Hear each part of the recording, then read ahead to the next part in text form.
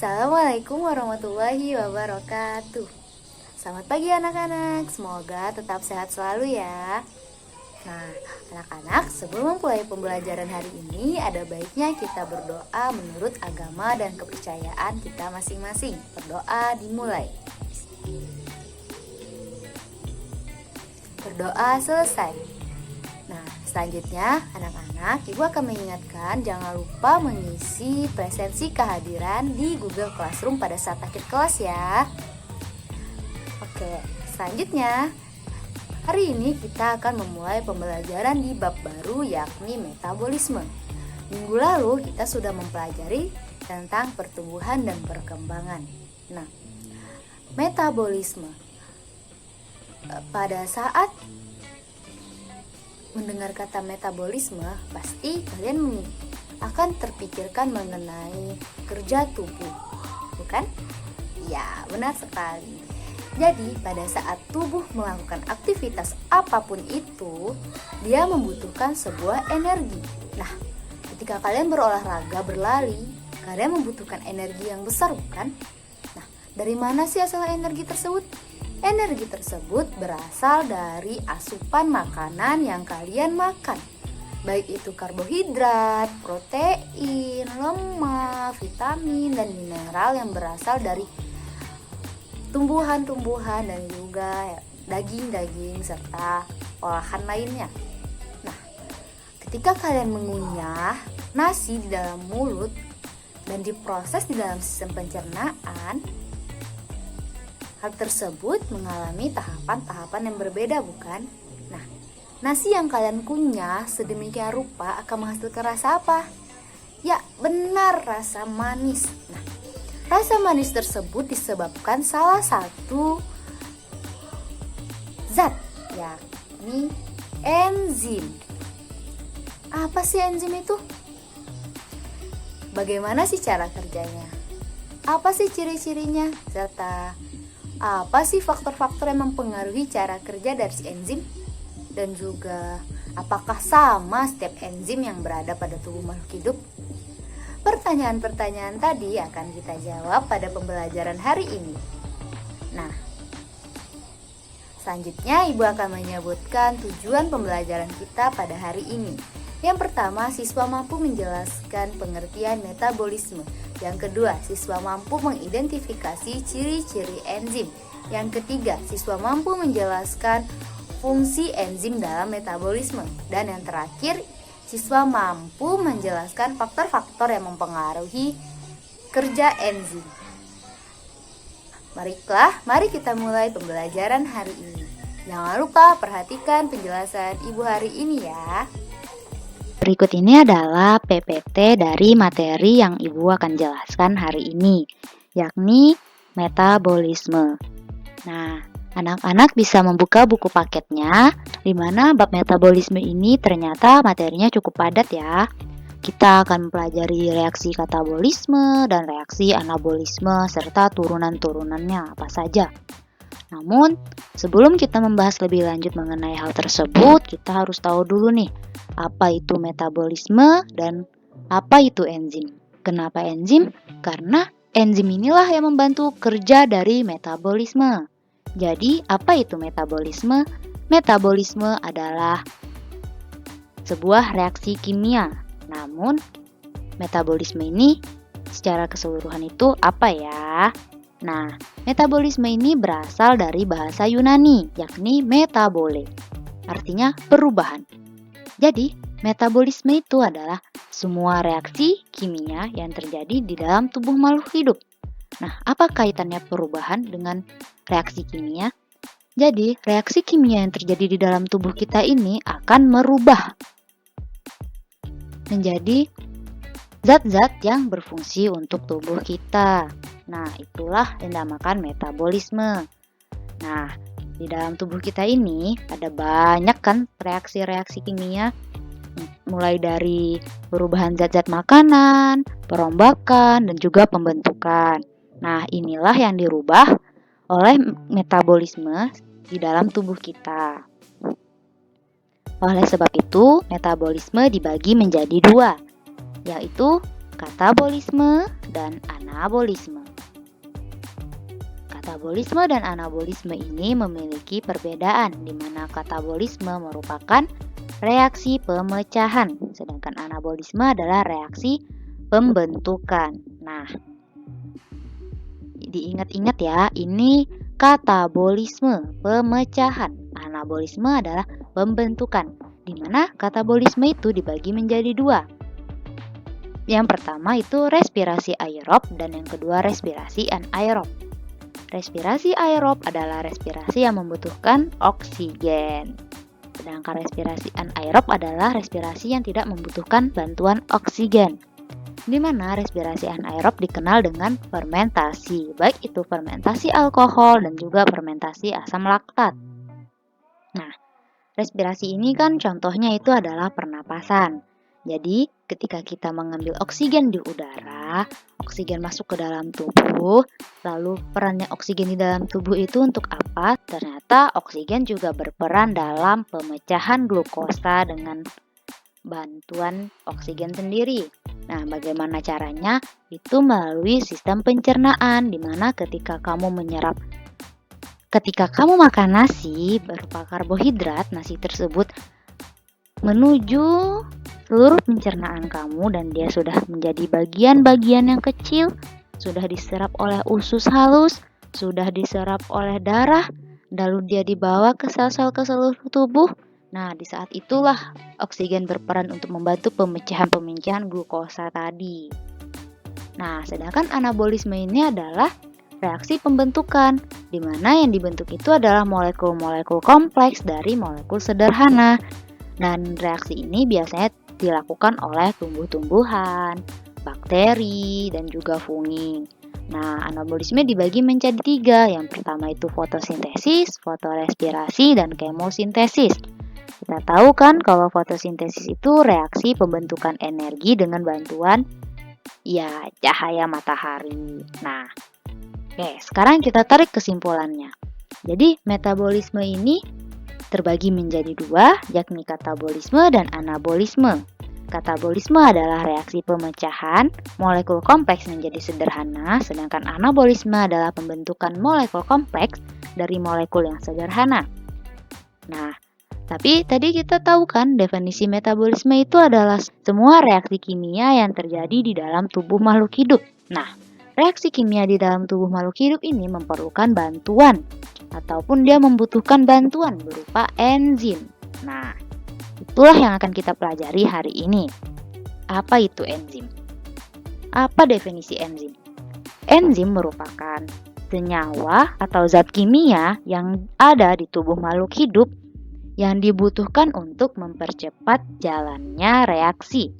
Nah, dalam biologi, enzim disebut dengan biokatalisator. Bio artinya hidup.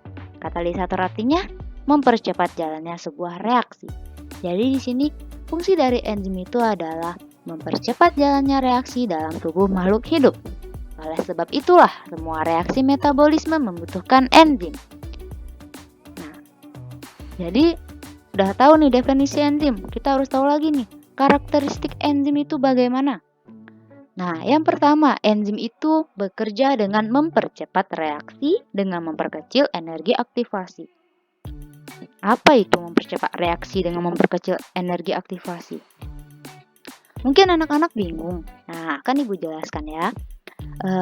Mempercepat reaksi dengan memperkecil energi aktivasi. Reaksi dipercepat tapi energinya diperkecil. Nah, kita cari dulu definisi energi aktivasi ini apa? Energi aktivasi adalah energi yang dibutuhkan dalam memulai suatu reaksi. Nah, coba diingat-ingat kembali.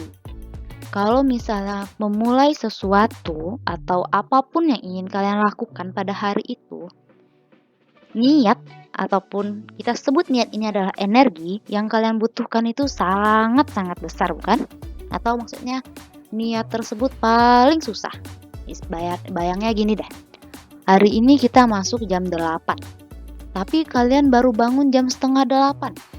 Kalian harus mandi dan sarapan. Nah, itu niat untuk mandi dan sarapannya itu pasti lama kan? Nah, ibaratnya niatnya itu perlu niat yang sangat besar dan yakin. Nah, itulah juga enzim.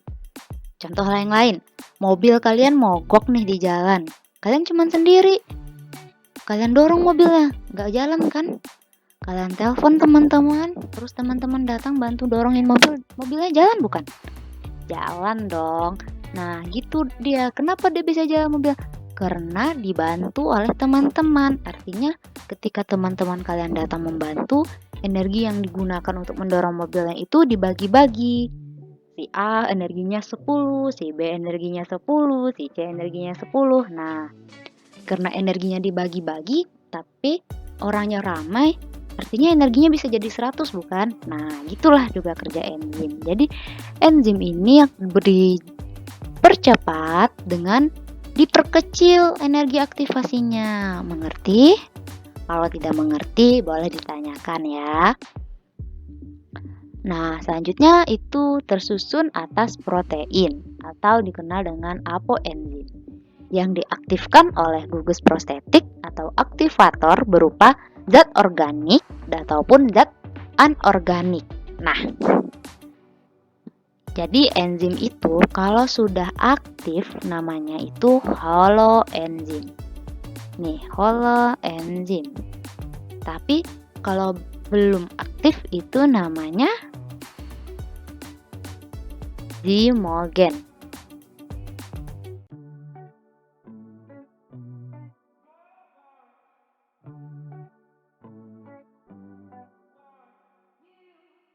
Nah, nih Ibu sudah selesai menulisnya. Jadi, enzim yang aktif tadi namanya itu adalah holoenzim. Ketika dia belum aktif, itu namanya adalah zimogen. Oke, nih kita replay kembali kilas balik di kelas 11. Pernah belajar mengenai sistem pencernaan yang ada di lambung. Nah, lambung itu menghasilkan enzim bernama pepsin. Pepsin merupakan holoenzim karena dia adalah enzim yang sudah aktif. Nah, sebelum menjadi pepsin, dia merupakan protein dengan nama pepsinogen, yaitu artinya dia belum aktif tadi namanya zimogen ya. Nah, si pepsinogen ini baru bisa aktif kalau ada gugus prostetik tadi. Nah, entah itu dia zat organik ataupun zat anorganik. Ketika pepsinogen ini berikatan dengan gugus organik, maka terbentuklah pepsin. Oke, lanjut. Yang ketiga itu adalah reaksinya bolak-balik. Nah, di mana ini contohnya itu enzim amilase. Ya. Nah, enzim amilase ini kan fungsinya untuk mengubah amilum menjadi glukosa. Tapi amilase juga dapat bekerja dengan mengubah glukosa menjadi amilum. Sangat-sangat bagus bukan? Kerjanya multifungsi. Nah, yang keempat itu bekerja spesifik terhadap substratnya karena memiliki sisi pengikatan spesifik. Nah, tadi di atas Ibu menyebutkan tentang enzim amilase yang mengubah amilum menjadi glukosa. Nah, kerja spesifik dalam enzim ini itu maksudnya adalah jadi apa yang dimaksud dengan kerja spesifik dalam enzim? Nah, kita tahu amilase itu adalah enzim. Amilum itu adalah substrat. Nah, sedangkan glukosa yang dihasilkan itu adalah produk. Mari Ibu tuliskan.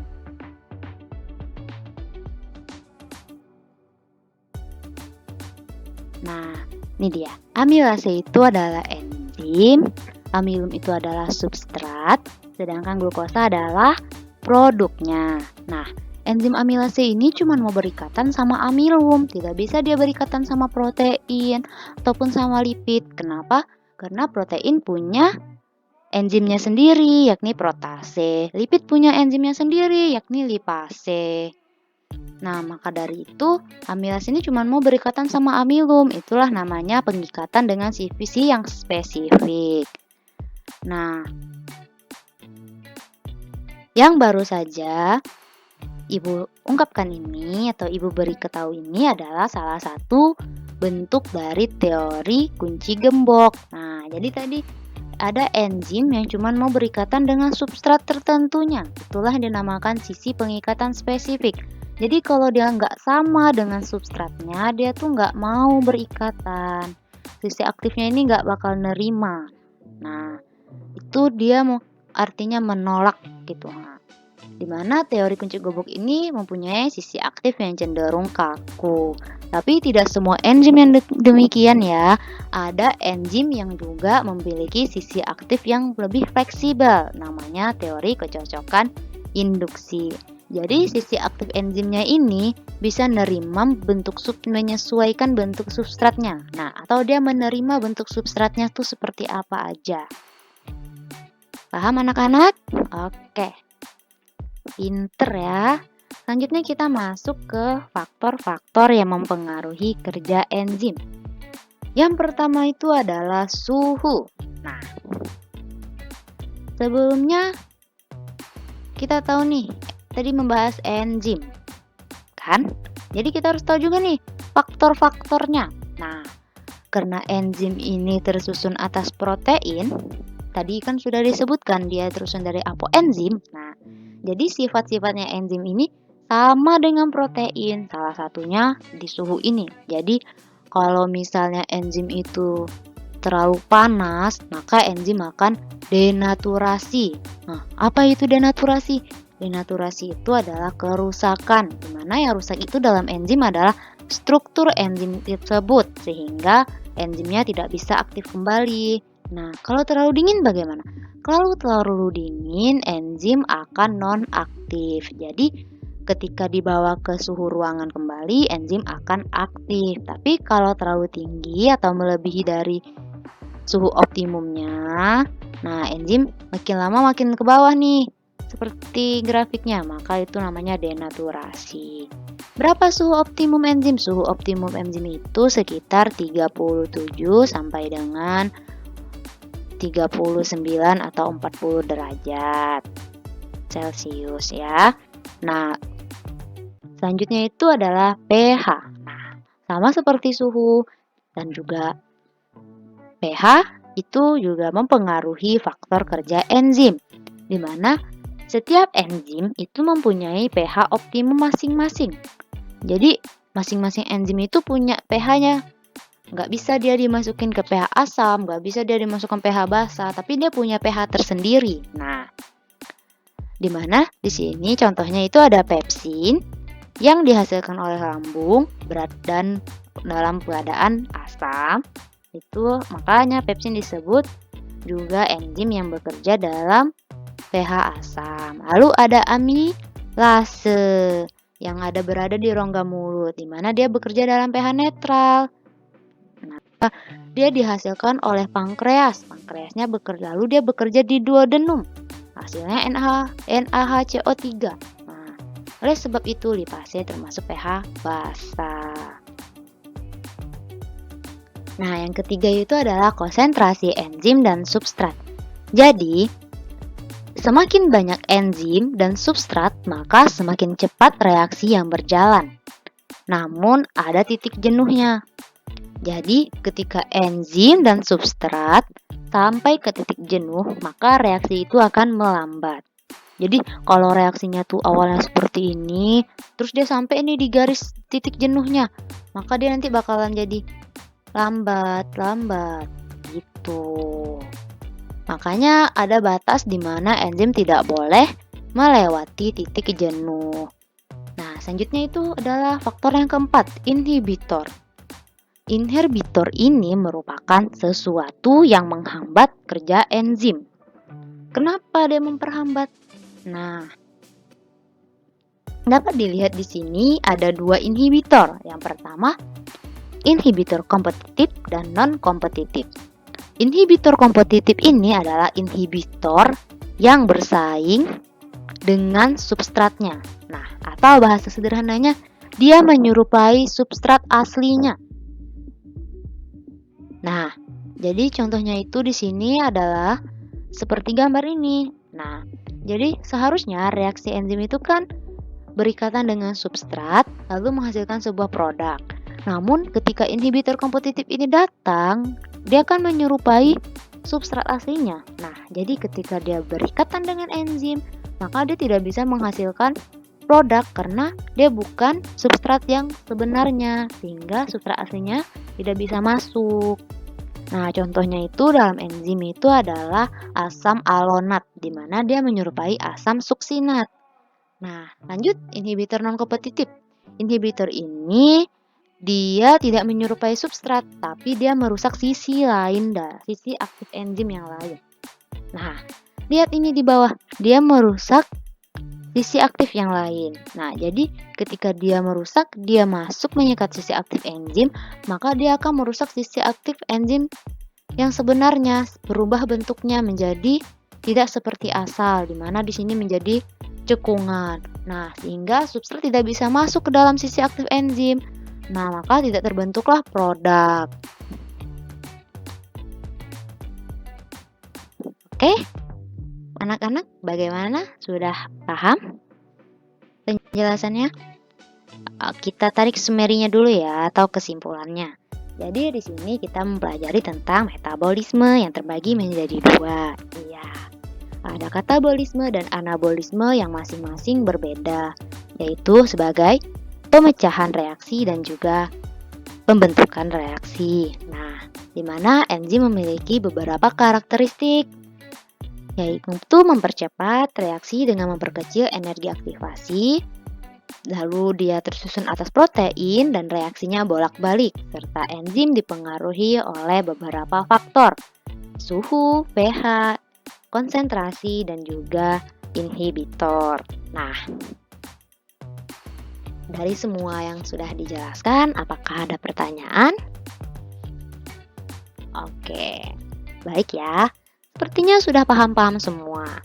Nah, untuk itu Ibu akan memberikan tugas dalam pelajaran hari ini, yakni tugasnya adalah membuat parodi cara kerja enzim dengan bahan yang ada di sekitar rumah kalian ataupun lingkungan kalian. Nah, tadi kita tahu enzim itu kerjanya ada yang teori kunci gembok dan juga fleksibel. Nih, kecocokan induksi, serta ada juga inhibitor. Nah, jadi kalian di rumah boleh menggunakan barang apa saja untuk membuat parodi bagaimana cara kerja enzim ataupun cara kerja faktor yang menghambat enzim seperti inhibitor kompetitif dan non-kompetitif tadi. Nah, tugas tersebut dapat dikirim dalam bentuk video di WhatsApp group dengan durasi yang tidak lama. Paling banyak 5 menit atau nanti kita kirim saja ke Google Classroom. Akan Ibu buat format tugasnya ya. Oke, nah untuk pertemuan selanjutnya silahkan dipelajari mengenai katabolisme dan anabolisme karena kita akan melanjutkan pembelajaran metabolisme ini. Semoga anak-anak tetap mempelajarinya di rumah dan mengerjakan tugasnya dengan baik. Jangan lupa istirahat dan membantu orang tua. Oke, Ibu tutup dulu PPT-nya. Nah, itulah tadi video pembelajaran kita pada hari ini. Lebih dan kurang Ibu mohon maaf. Selamat mengerjakan tugas yang telah diberikan dan jangan lupa mempelajari materi selanjutnya yakni mengenai katabolisme dan anabolisme. Sampai ketemu di minggu depan. Dah, assalamualaikum.